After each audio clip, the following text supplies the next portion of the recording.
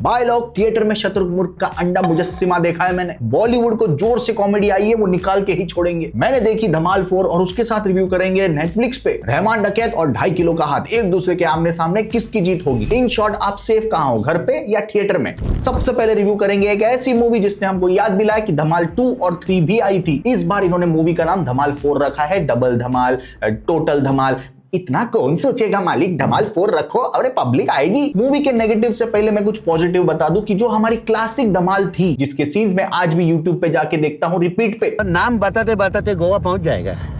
वो जो classic chaos था ना, जो खजाने के पीछे भागम भाग चल रही थी, वो इस मूवी में रिटर्न हुआ है। लेकिन मूवी ने अपनी टारगेट ऑडियंस वो छोटे बच्चे रखे हैं जो आज भी छोटा भीम देख रहे हैं। इसमें कोई डाउट नहीं है, great actors, great comic timing, Sanjay Mishra, Javed Jafri, even Ritesh Deshmukh, इनकी कॉमिक टाइमिंग की वजह से कुछ कुछ जगहों पे हंसी आ रही थी। लिटरली ये लोगों के कुछ कुछ डायलॉग सीपीआर का काम कर रहे थे। मूवी इतनी ज्यादा डेंजर है भाई। धमाल का सेकंड और थर्ड पार्ट के साथ जो हाल हुआ था, तो इन्होंने फोर्थ पार्ट की स्टोरी एग्जैक्टली फर्स्ट पार्ट की तरह रखी है। दूर आइलैंड उल्टा डब्ल्यू के नीचे एक छुपा हुआ खजाना है। हर कोई दौड़ लगाता है उस खजाने को ढूंढने के लिए, लेकिन इतने ज्यादा कार्टून वाले साउंड इफेक्ट भर दिए, वो भी इतने लाउड बजते हैं बीजीएम। मूवी में साउंड इफेक्ट नहीं है, साउंड इफेक्ट के बीच में थोड़ी थोड़ी मूवी है, थोड़ा थोड़ा डायलॉग है, और वीएफएक्स इतना भरा हुआ है मूवी के अंदर कि आपके रोंगटे बैठ जाएंगे। साउंड इफेक्ट इतने ज्यादा भर दिए कि बार बार मूवी आपको धक्का मारती कि अरे हंसना भाई, अरे हंसना, अभी तो हंस। इनके मेकर ने कभी किसी का गलत नहीं सोचा है, डायरेक्ट किया है। रितेश देशमुख की जोड़ी लगा दी एक मोटी लड़की के साथ, वो बार बार उसके ऊपर गिर जाती है, थोड़ी बहुत हंसी आती है वहां पे। अरशद वारसी, जावेद जाफरी, दोनों भाई भाई की जोड़ी थोड़ी सी आपको स्माइल कराएगी। और Ajay Devgn, great test of some time. मालिक आपकी जितनी तारीफ करे उतनी ज्यादा है। वो पानी में से निकलता है दोनों डॉल्फिन के ऊपर पाव रख के, और फिर वो फूल और कांटे का,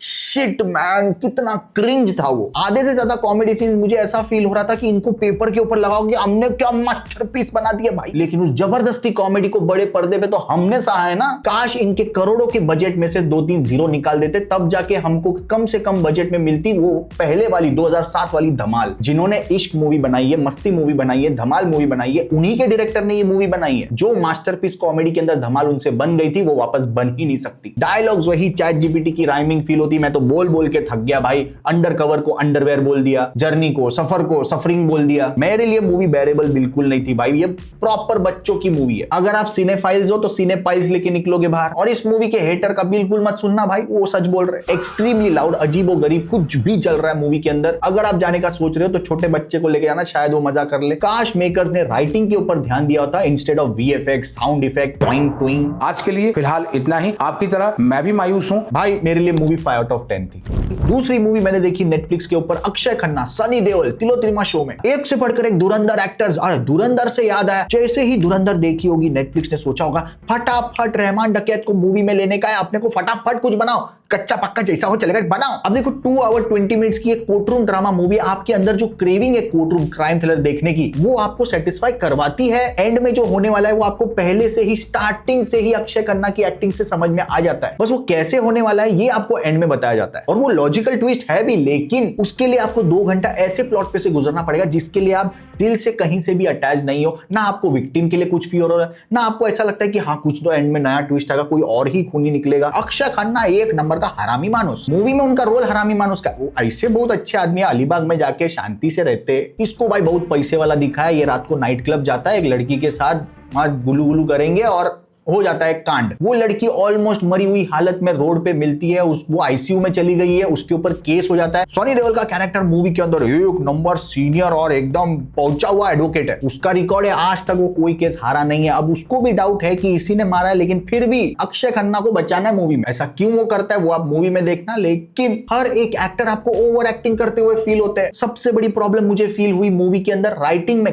कंटिन्यूटी नहीं है। मैं आपको बताता हूं, सीनियर एडवोकेट, जूनियर एडवोकेट दोनों एक दूसरे के आमने सामने बराबर कॉन्वर्सेशन कर रहे हैं, वो आर्ग्यूमेंट कर रहे हैं। एक विटनेस आता है कटघरे में, उसके साथ सवाल जवाब करने अचानक से सनी देओल, मिलाड, इंसानियत को भूल गए हैं लोग। पुलिस के डर से लोग इंसानियत भूल गया मिलाड। भाई भाई भाई कहा हुआ भाई। चलो ये भी मान लिया कि अभी सनी पाजी है तो थोड़ा हैबिट है। अक्षय खन्ना सनी देओल को बोलता है कि चुपचाप केस जीतने का, मेरे को जिताने का, और मेरे पापा के चेहरे पे हंसी वापस आनी चाहिए। अरे भाई, तेरा और तेरे पापा का कोई रिश्ता, कुछ ऐसा कनेक्शन, इमोशनल कुछ दिखाया ही नहीं हमको। चलो मालिक ये भी जाने दो। एक तिलोत्तमा शो में जो मेरे को लग रही थी कि जैसा उनका कैरेक्टर है वो वैसी ही एक्टिंग करी, कोई ओवर एक्टिंग नहीं कर रही है। अचानक से उसका हाथ फ्रैक्चर दिखाया हुआ है, क्यों? क्योंकि उनको एक डायलॉग इंटीग्रेट करना था इसके अंदर। ये 2.5 किलो का हाथ से लड़ने के लिए 2.5 किलो का हाथ इंजर्ड हो ही जाएगा ना, वो थोड़ा 2.5 किलो का हाथ का रेफरेंस डालते ना, मजा आएगा रे, पब्लिक पागल हो जाएगी, सीटियां तालियां। अरे भाई ये घर पे बैठ के देखने वाली पब्लिक दिमाग लगा के देखती है घर पे। एक तरफ Sunny Deol experience senior advocate और दूसरी तरफ तिलो तिमाशो में वो जूनियर एडवोकेट है, दोनों के बीच में घमासान कुश्ती दिखाने की अपने को कोर्ट रूम सेटअप के अंदर। ये पेपर पे लग रहा होगा सही, लेकिन स्क्रीन पे ऐसा प्रेजेंट हो रहा था कि ये लोग थंब फाइट कर रहे। रॉक पेपर सीजर करते वो ज्यादा इंपैक्टफुल लगता, वो ज्यादा डरावना लगता मेरे को। और फिर एंड में जाने के बाद जब सारे डॉट्स कनेक्ट होते हैं और फिर एक एडवोकेट को रियलाइज होता है और ये तो अपने साथ स्कैम हो गया, वो फिर इसको बोलता है हाँ तूने तो वही गलत किया, मैं तो तेरे को आइडियल मानते। अब भाई आइडियल तुमने कभी रेफरेंस दिया ही नहीं कि तुम इसको आइडियल मानते थे पूरे मूवी के अंदर। और मेरे को तो लगता है कि भाई इन्होंने एक स्क्रिप्ट पढ़ी, एक पन्ना पलटा, उस पन्ने को फाड़ के फेंक दिया। एंड तक आते आते भाई आप फील करने लगते हो कि भाई दिखा, आप देखो जो दिखाने दिखा। और हाँ, अक्षय खन्ना नहीं है मूवी में, रहमान डकैत है मूवी में, वो ही दिख रहा था भाई मेरे को। इन्होंने अक्षय खन्ना की हेयर स्टाइल तक चेंज नहीं की ताकि हर किसी को फील हो वो वाइब आए रहमान डकैत की। अगर आप नए नए हो कोर्ट रूम ड्रामा के अंदर तो मूवी आपको एंगेजिंग फील हो सकती है। सिवाय अक्षय खन्ना के सारे एक्टर्स ऐसे फील होते कि कुछ ओवर करने की कोशिश कर रहे हैं। बस इसी रीजन की वजह से मैं इस मूवी को 5.5 आउट ऑफ 10 देना चाहूंगा। मैं निकलता हूं मोआना देखने के लिए। इविल डेड राइज और मोआना दोनों का रिव्यू जल्दी आपके स्क्रीन पे होगा। और कल सैटरडे शाम 7 बजे मालगाड़ी बड़ा ट्रक लेके आ रहा हूं मैं रिकमेंडेशन का, तैयार रहना। Thank you so much, love you, take care, bye bye.